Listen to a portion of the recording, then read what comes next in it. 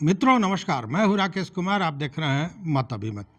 मित्रों, मैंने कई वीडियो बनाया और हर वीडियो में हमारे कुछ मित्र हैं जो ज़रूर पूछते हैं कि बेतिया राज से संबंधित जो मामला, मतलब बेतिया राज के जो वारिश हैं, उन लोगों ने जो केस किया है हाई कोर्ट में, पटना हाई कोर्ट में, और चैलेंज किया है जो बिहार सरकार ने एक अधिनियम बनाकर बेतिया राज की परिसंपत्तियों को अपने अधीन कर लिया है, उसको चैलेंज किया है। उस केस का क्या हुआ?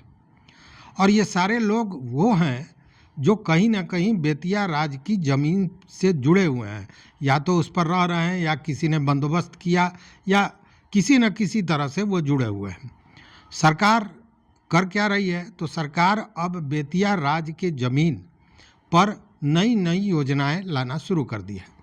जैसे पूर्वी चंपारण में 610 एकड़ ज़मीन में मेगा फूड पार्क बनाने की प्रक्रिया शुरू कर दी गई है। उसके लिए ज़मीन की मापी वगैरह का काम शुरू है।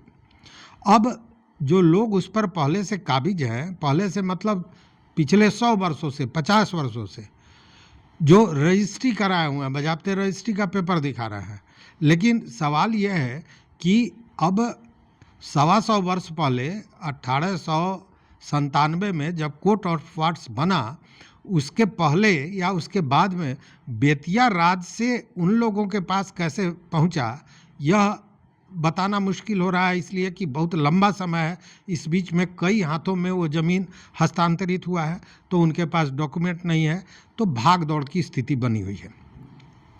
पिछले दिनों आपको याद होगा 7 जुलाई 2025 को इस मामले की सुनवाई हुई थी। जो याचिका वहाँ पे, देखिए वहाँ पे 3 याचिकाएं अभी चल रही हैं पटना हाई कोर्ट में। 3 मामले चल रहे हैं, जिसमें से कुंवर उदय सिंह द्वारा 2 केस किया गया था, 2 याचिका दायर की गई थी, और एक अशोक कुमार सिंह द्वारा। ये अलग अलग याचिका है, लेकिन बाद में हाई कोर्ट ने इन तीनों मामले को क्लब कर दिया था, एक साथ कर दिया था, और इसकी पहली सुनवाई जो थी वह 12/5 को हुई थी, और उसके बाद फिर जब गर्मी की छुट्टी आ गई, उसके बाद में 7 जुलाई को इसकी सुनवाई हुई थी। अब उसके बाद 18 अगस्त को, मतलब 2 दिन पहले इसकी सुनवाई हुई है। उसमें क्या हुआ यह समझने वाली बात है, चूँकि अब जो बेंच है, डिविजनल बेंच, उसमें अपने माननीय मुख्य न्यायाधीश महोदय हैं और साथ में जस्टिस पार्थसारथी महोदय हैं। इन दोनों व्यक्तियों ने सुनवाई की थी। तो जो ये 7 तारीख को सुनवाई हुई थी, उसमें बिहार सरकार को कहा गया था कि आप अपना एफिडेविट दीजिए, काउंटर एफिडेविट दीजिए। लेकिन 18 तारीख को जो सुनवाई हुई है, उस समय भी बिहार सरकार द्वारा काउंटर एफिडेविट, मतलब अपना जवाब नहीं दिया गया है इस याचिका में। याचिका में क्या है यह समझिए। याचिका में स्पष्ट कई बिंदु है, पिछला वीडियो हमारा देख लीजिएगा, बड़े विस्तार से हमने सारी चीज़ों को बताया है।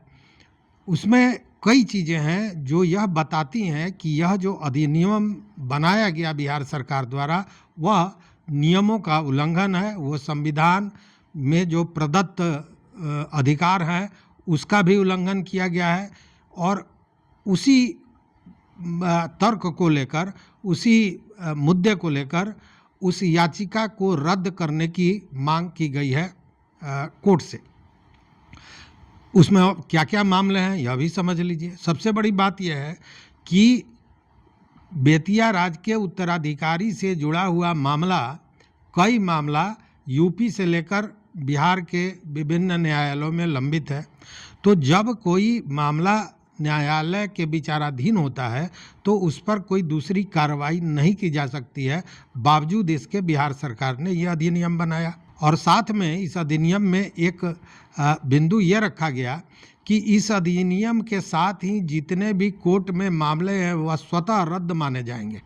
अब जरा आप सोचिए कि सुप्रीम कोर्ट में, हाई कोर्ट में कोई बहुत विशेष मामला हो और उस पर सरकार फंस रही हो, और सरकार एक अधिनियम बना दे और कहे कि वो जो मामले कोर्ट में हैं वो निरस्त माने जाएंगे। ऐसा होता है क्या? ऐसा कहीं नहीं होता है। तो एक मामला तो ये है। दूसरा मामला ये है कि बजाबते सुप्रीम कोर्ट ने कहा था एक मामले में 1983 में इसी बेतिया राज के उत्तराधिकारी के मामले में कहा था कि सरकार को यह स्पष्ट करना होगा कि बेतिया राज का कोई उत्तराधिकारी नहीं है। जब तक इस बात को सिद्ध नहीं किया जाएगा तब तक कोई कार्रवाई नहीं की जा सकती है और इसीलिए यथास्थिति बनाए रखने की भी बात सुप्रीम कोर्ट ने कही थी। तो सुप्रीम कोर्ट के भी आदेश की अवहेलना यहाँ की गई है। साथ में एक और बड़ा महत्वपूर्ण मामला है कि पूर्व में जो बिहार का राजस्व परिषद है, जो कोर्ट ऑफ वार्ड्स हुआ करता था, जिसके अधीन बेतिया राज की व्यवस्था थी, कोर्ट ऑफ वार्ड्स में इन लोगों ने, उदय सिंह ने, जो कुंवर उदय सिंह हैं, जो उत्तराधिकारी हैं, उन्होंने बाज़ाब्ता वहाँ एक आवेदन दिया था और वहाँ भी अपनी संपत्तियों की मांग की थी, जिस पर बाज़ाब्ते कोर्ट ऑफ वार्ड्स मतलब राजस्व परिषद ने एक जांच कमेटी बनाई थी। मतलब ये कमेटी भी राजस्व परिषद बिहार सरकार ने बनाई थी कि हम जांच करेंगे, उसकी जांच भी नहीं आई।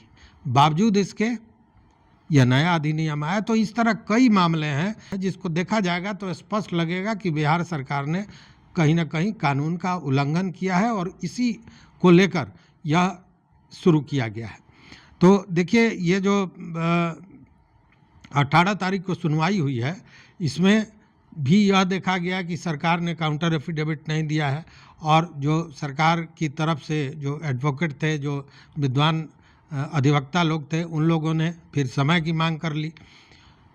तो अब यह जो अगली तिथि है वो 1 सितंबर है, मतलब 1 सितंबर को इस मामले की फिर अगली सुनवाई होगी।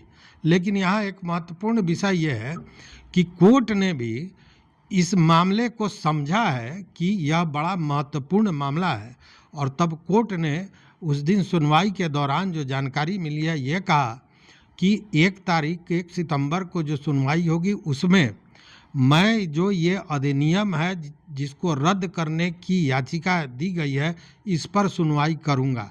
मतलब कि उस पर सुनवाई कोर्ट द्वारा किया जाएगा।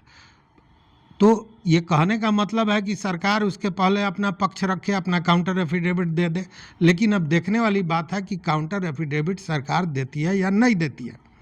चूँकि आपको याद होगा पिछले दिनों बड़ा महत्वपूर्ण मामला था, पूरे बिहार से जुड़ा हुआ, एक एक आदमी से जुड़ा हुआ, और वो था नगर निकाय चुनाव को लेकर जो मामला हाई कोर्ट में था। हाई कोर्ट से गया सुप्रीम कोर्ट, फिर सुप्रीम कोर्ट ने कहा कि 4 माह में इस मामले को फाइनल कर दीजिए, लेकिन उसमें 1 साल हाई कोर्ट में लगा।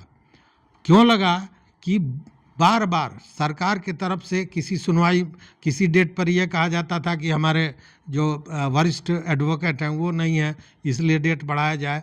और कितनी बार तो केवल काउंटर एफिडेविट या जो जवाब देना है उसके लिए समय मांग के इसको जो 4 महीने में सुप्रीम कोर्ट ने कहा था कि इस विवाद को समाप्त कर देना है, उसमें 1 साल लगाया गया और उसके बाद भी गोल मटोल ऐसा कर दिया गया कि फिर वह मामला सुप्रीम कोर्ट में चला गया।